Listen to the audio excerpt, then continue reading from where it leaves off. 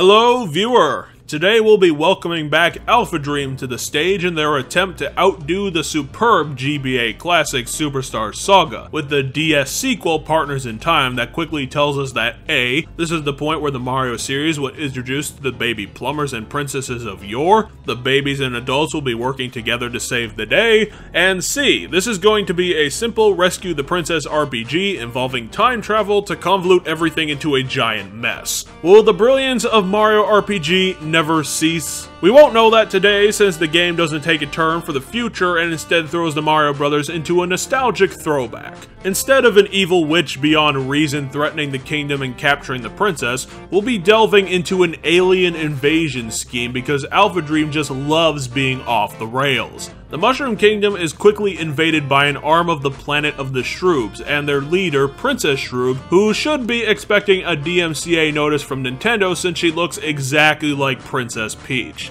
At the same time that the invasion is occurring in the past, EGAD comes on the scene having invented a time machine and wanted their glorious leader Peach to go on its maiden voyage. And it's a good thing EGAD invented that out of the blue, otherwise the universe would have been doomed. The time machine returns from that voyage and Mario and Luigi are quickly sucked into this world-ending catastrophe along with their past versions. Partners in Time moves a lot faster through the plot than Superstar Saga did with its plot twists every couple chapters, and shows off the conquest-hungry Shroobs within a half hour, making it all the more odd that they bothered to capture Princess Peach in the first place. The only reason seems to be that Princess Shroob might be afraid of Princess Peach having abilities beyond her appearance, considering she did some magic with the Cobalt Star, today's plot device, and she just wants her kept out of the way. The Shroobs don't need her around for any part of their plan, since they're just destroying anything that they can find and damning the consequences. Because this is an Alpha Dream title, the company's trope of background human centipede plots are in full effect, and since we are moving from magic to alien science, the things happening are somehow more fucked up. The fact that the plots revolve around the Shroob's military strategy instead of Cackleta's shits and giggles may be the reason. Yet when one of the first levels in the game shows the abducted toads being implanted into trees that are robbing their life force as a fuel source, I think that I'm on the up and up from that. And from there, things quickly spiral out of control.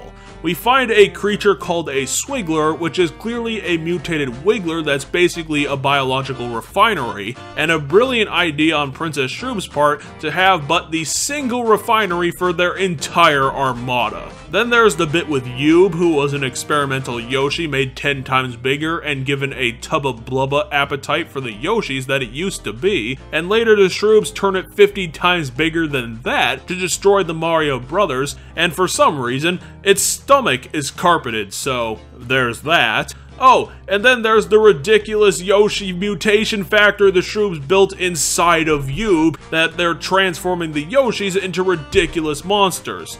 That's kind of important. There's also the idea that the Shroobs have developed mind control when the Mario Brothers run into the elite Hammer Bros really early in the game, and what's even more odd than the deliberate human rights violation by these aliens is that they could build a subservience by the regular Mushroom Kingdom citizenry by their very science when they managed to recruit Petey Piranha willingly and use him to illogically transport their high-value target Princess Peach. But even when you stick all of that together in a big blender of malevolence, it doesn't touch the bigger mystery that we'll discuss later. What we have to talk about right now is the combat that you do throughout all the boss fights I've mentioned in those lovely pictures. In an apparent response to the criticism of Superstar Saga being too difficult in its late game, Alpha Dream have countered that by making the most hand-holdy RPG on the market to the point of absurdity. Everything is given a tutorial. Every gosh darn bit of the game is hammered over your head via Stuffwell, your inventory manager and candidate for most annoying character award, or Toadsworth, or another character who felt like being quote-unquote helpful. You get to see this practice very early, as the combat tutorial starts with Baby Mario fighting Baby Bowser just to show off the bottom barrel basics. And then not 5 minutes later, you do the exact same combat tutorial with regular Mario, and the only difference being that Alpha Dream wanted to show you that you control these characters with 2 different buttons. They didn't need to design an entirely new boss monster to show off something that could have been wrapped up in 2 text boxes. And then there's all the times that you gain new abilities, such as flattening the babies to access new areas. Every time that this happens, the move will be shown, demonstrated how it works in a comedy sketch, and then the game forces you to run an obstacle course to establish the usefulness you just saw with your own eyeballs. Beyond that, this RPG overall is incredibly easy to defeat. The difficulty only spikes right at the final level of the game, yet the game has been stocking you up on armor and health throughout everything else you've done, so by that point, where the challenge finally comes into things, you're already drowning in health potions, so what's the point?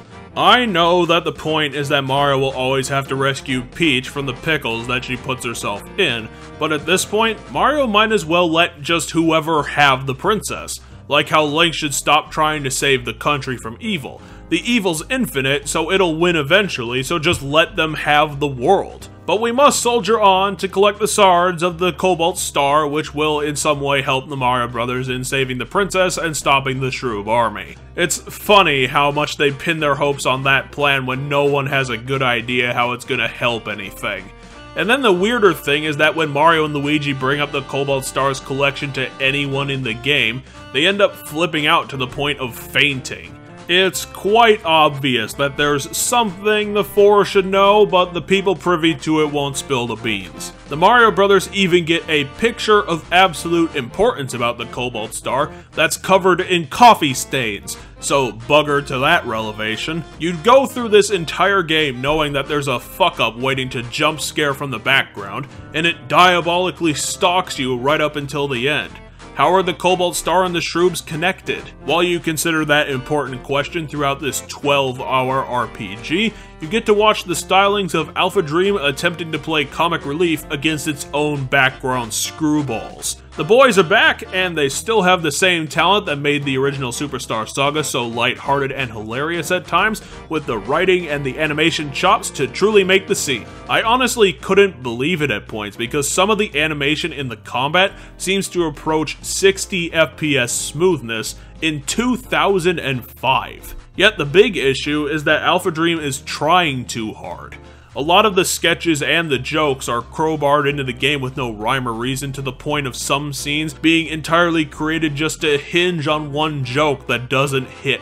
And then there's a ton of them that simply plod around and stretch their runtimes, that slap the player over the head with a joke that wasn't funny the first time around. However, Alpha Dream does have some routines that hit pretty well, and you'll probably get a few chuckles in the game as a whole, and unlike a lot of other DS games where it puts the game on one screen and uses the other as a glorified menu throughout the whole thing, Partners in Time actually uses the technology to its benefit and incorporates the dual screens into their comedy sketches, which are the biggest hits of the lot. But the 50-50 spread of hits and misses shows the larger problem with Partners in Time as a whole. It's the sequel trying to recapture the magic of the original. And those types of sequels usually fall on their face. Mostly because the developer has to try really hard in implementing things that it thinks people love from the original, and that makes them ham-fisted. The misfiring jokes are the most obvious sign of that. But then you add to that the same storyline and plot of the first game, along with the overblown combat system trying to outdo the original, and it's just embarrassing to watch Alpha Dream revel in its own copy and pasting, like a young artist discovering Microsoft Paint. And it would have been better for Alpha Dream if they had just stuck with the exact combat system from the first game, because in its efforts to outdo itself, Alpha Dream created a bloated, QTE-driven mess that feels more at home in Guitar Hero, specifically in the added special moves. Back in Superstar Saga, there used to be these things called bro moves, and they usually consisted of a handful of button presses between Mario and Luigi to hit the maximum damage. and if you were consistent, you could always hit that damage. But now in Partners in Time, with special moves like Pocket Chomp and Copy Flower, these were deliberately designed to be the Simon Says equivalent of the Toy Boat Tongue Twister. When you use these, Alpha Dream is deliberately rooting for you to fuck up. This is because instead of a 2-button attack system, you get a 4-button attack system. Between 2 sets of brothers, and between the tiny reaction times they give you, and that you only get 1 chance to fuck up before the entire attack falls apart, the damage is very inconsistent to say the least. One use of a Pocket Chomp may net you 80 damage, but the next one might get you 12, which isn't a thing that you want in any video game. And just playing these rhythm game disasters makes your fingers feel like they've run a marathon through a pretzel factory. The rest of the combat system is alright, with only the final bosses making you play counterattack attrition battles when they can get 5 attack strings that are unfair as all hell, but since the game is drowning you in health potions, it doesn't matter in the long run. And speaking of the game's final bosses, this is where we enter the fan theory portion of today's video. Yippee! The game ends in the usual place. The Mario Brothers found the last Cobalt Star Shard in the last level, and they've stormed into Princess Shroob's castle to take back the princess like a lost dog or something, and after a drawn-out smackdown between the Shroob leader and our intrepid heroes, the Cobalt Star is completed and the final plot twist is finally sprung on us. The game isn't over yet. Yep, it turns out that the real invader at the beginning of the game was actually twin Princess Shroobs, and we were merely fighting Shroob the Younger, and now it's the Elder's turn. She yells this as a triumph that no one suspected she was hiding behind the scenes the entire time, except almost every NPC in the game suspected that exact thing was going to happen. They just didn't tell the main characters because reasons, which gets frankly insulting after a while, but whatever. Boss has to escalate, so here we are, fighting the Elder Princess at the top of the castle, surrounded by the unfriendly skies and the most kick-ass final boss music since the original Paper Mario. Design, soundtrack, and combat are all on masterpiece level point, and this is where the things get fun. The fan theory. See, the point being made in this theory is that the Shroobs were actually victims of segregation by the hands of fate. It is postulated in the beginning of the game that the Shroob species was removed from galactic civilization, possibly due to them looking weird if the segregation began before they became conquest hungry, and this is shown by the narration at the beginning not liking the Shroobs for incredibly vague reasons, to the point that they can only be described by the omnipotent narrator as creepy. The systematic and unfair segregation drove a change in Shroob culture to become conquest hungry invaders, taking things that they weren't allowed to have from their planetary neighbors. The pity felt for the Shroobs at this point is that as an entire species, they have grown to have zero capacity to understand love, beauty, or any of the good in life. They exist solely to destroy the creations of others out of a brutal prejudice by off-screen people who never bothered to understand their problems. And this is driven home by the Elder Princess Shroob boss fight soundtrack, which was composed to be haunting and depressing, rather than up-tempo and intense, as a show of pity to the Shroobs who deserve it, and then you top that off with the fact that the Elder Princess Shroob, the true leader of the Shroob people, is simply calling upon her subjects to line up and be used as cannon fodder against her enemies in a completely uncaring manner, shows that they will try to succeed at their impossible goal by any means necessary. They will destroy anything in their path, devote military science to develop weapons of mass destruction, and pervert the very concept of nature to fulfill their needs, as the Elder Princess says. They will destroy and destroy and destroy for the rest of their natural-born lives.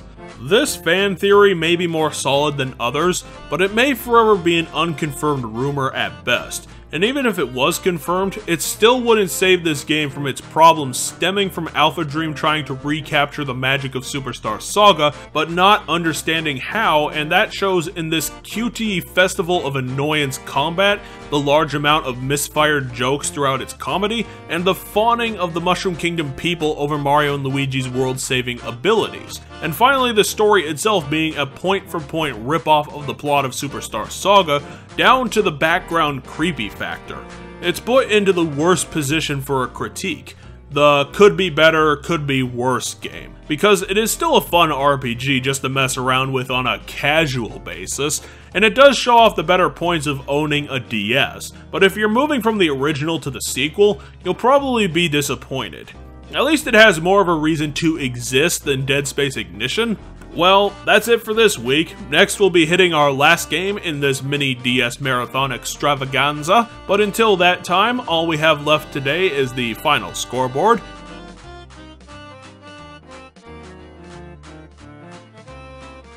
And a happy-go-lucky victory for gamers, because not everything has to be serious. Okay guys, see you next time.